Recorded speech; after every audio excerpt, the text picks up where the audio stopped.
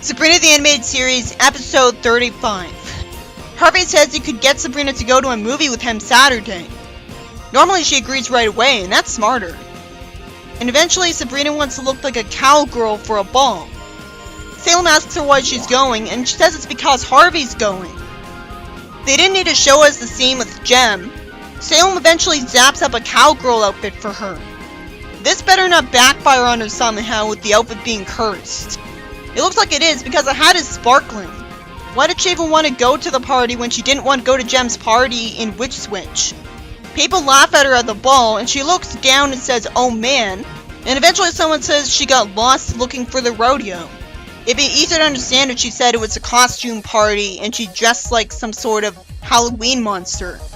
Jem only lied that it had a country western theme. You'd think she would ask someone else instead of just assuming she's always honest.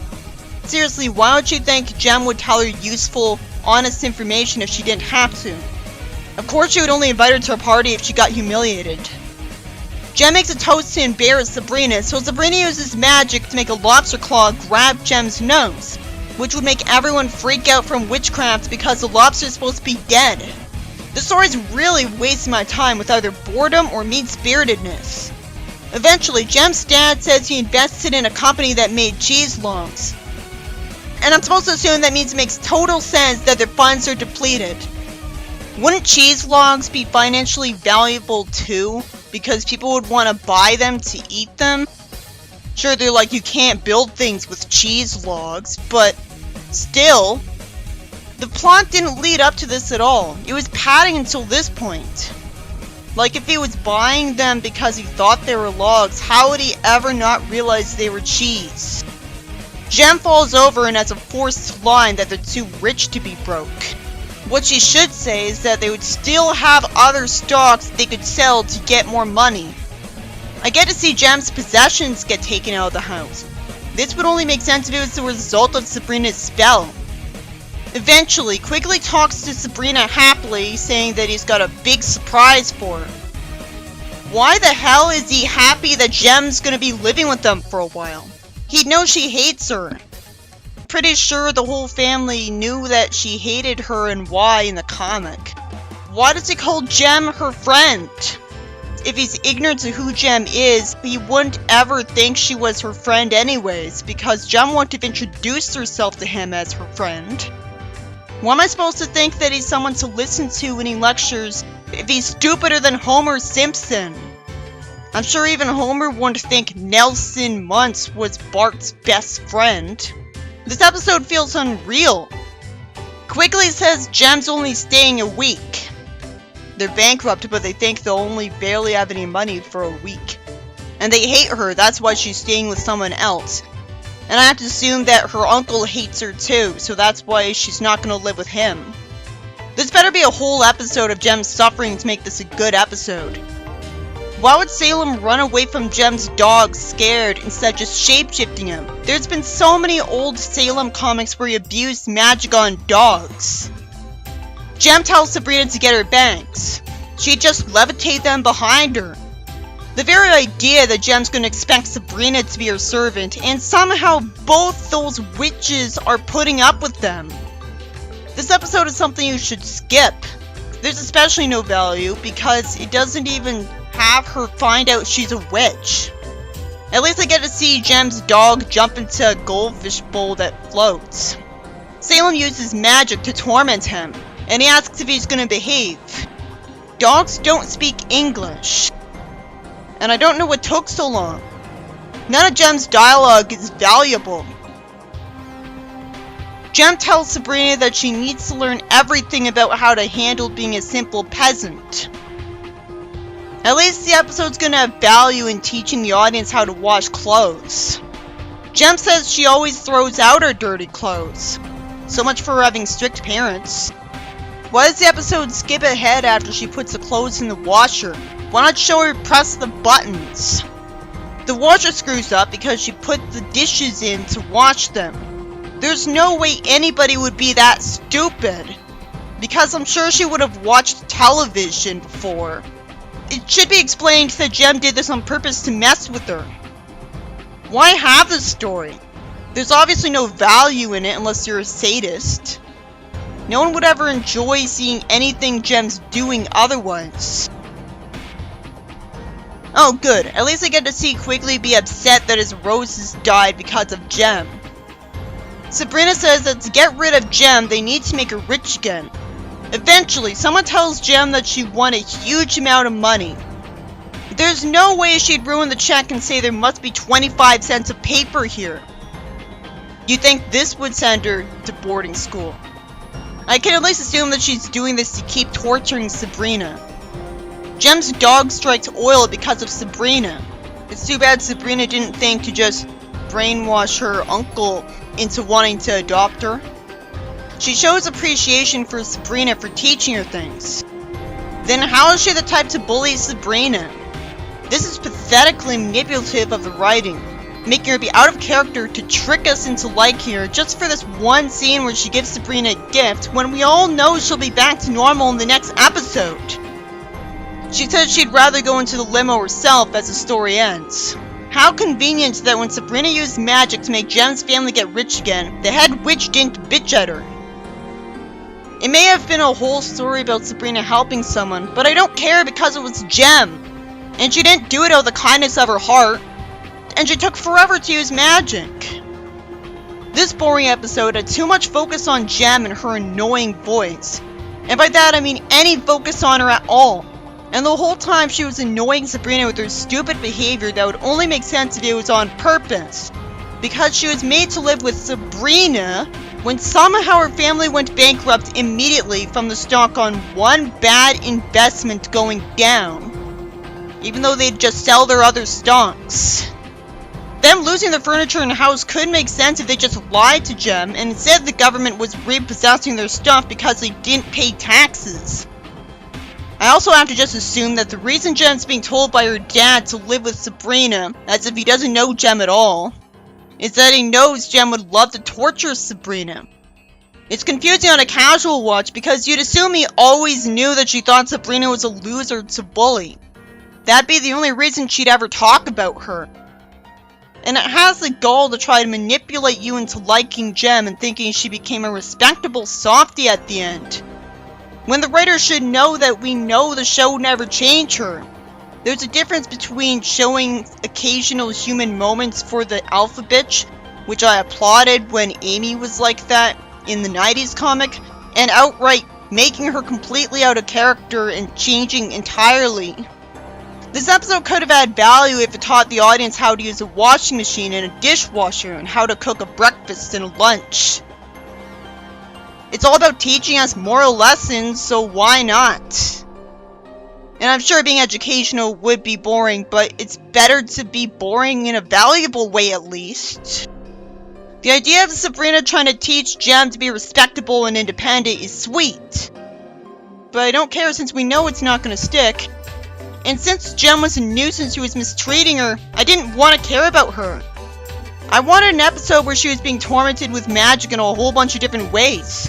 Even if it's just that she's seeing magic be used without them knowing she's witnessing it. And there could have been one scene where they used magic to scare her only for her to come back because she'd convinced herself she just dreamed the whole thing. What is even the moral of this episode? It looks like it's that you should torture yourself teaching your spoiled bully how to be independent, because in every situation where that happens, if you're nice enough to her, she'll become a nice and respectable person. Because being rich was totally what made her a jerk to Sabrina. What a naive show. Sabrina the Animated Series, episode 36. Somehow I see little aliens slide down a rope, with one reassuring the other that they're safe, and Chloe signs her name for a charity auction for singing, and scares them. Why are aliens on Earth?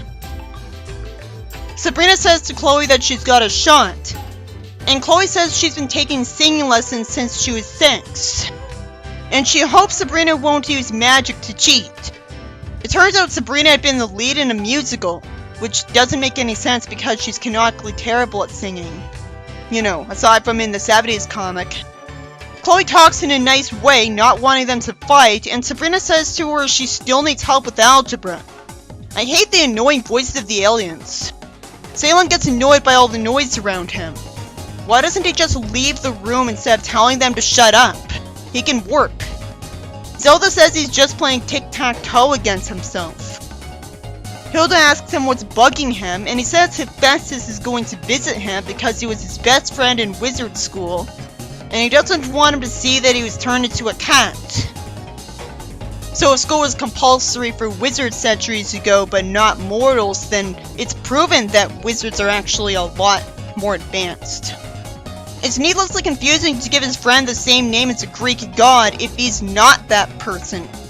We see the two of them ride on flying carpets. Sadly, it inconveniences people. It also makes the Tower of Pisa lean, even though it really leans from sinking in the foundation. Hephaestus says because he won, Salem's his servant for the next 50 years. Why does he even call him his friend? Salem says Hep still got all of his magical powers, but Salem still has magic too. Is this writer somehow unaware of that? Obviously it makes more sense that he wouldn't have his powers, but it's too late now. It's a constant annoyance that Chloe and Sabrina are competitive with each other this episode. Why is she constantly either useless, redundant, or a bad friend? To be fair, all of the other female friends of Sabrina from the sitcom were also useless and redundant and could be bad friends. Salem begs for help and kisses Sabrina's shoe, and she at least just says it tickles and agrees to help with a smile. The Sabrina I know wouldn't need someone to convince her to help him. He shows them a book, and Chloe finds something and says, "How about this?" She would have found that herself, but it's something. Sabrina's reading out a recipe and sets a spell. Salem says he commanded a golem squadron back in the Second World War. Why be needlessly dark? How would there be a Second World War for the other realm anyways? The reason the First World War happened was an assassination, but witches would use magical spells to make that assassination impossible. And the whole reason the Second World War happened was because the First World War happened. My point is, this is an interesting bit of lore and this never gets developed on. Sabrina and Chloe try to make each other feel bad about their chances of winning when they're supposed to be friends. Real friends would just be encouraging.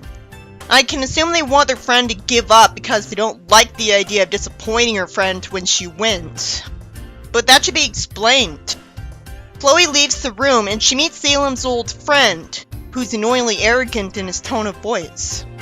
The mecha gets wrecked from walking into walls, so Quigley nags him. Salem says actor, which makes Quigley brag that he's won. And he flatters him and convinces him to play the role of Salem. If he just brainwashed him to agreeing, that'd be so much faster, and he'd deserve it. But instead I had to see the awful character be happy. Quigley lampshades that he has no script or wardrobe. I really hate that Quigley is talking in a stupid voice for no reason. It's smart of Salem to tell Quig to say goodbye, but there's no way that he wouldn't be heard. The stupid voice makes it impossible for me to interpret what he's saying most of the time. Quigley is such a selfish jerk that he insists on continuing with the act for fun when he knows Salem disapproves. Eventually, Quigley gets told that he looks like he's slowed down, and Quigley says he could beat him in a race. And he's told the stakes of losing, but I don't care because I know the show won't ever change the status quo in a good way. At least when he leaves, Quigley regrets that he lost his head.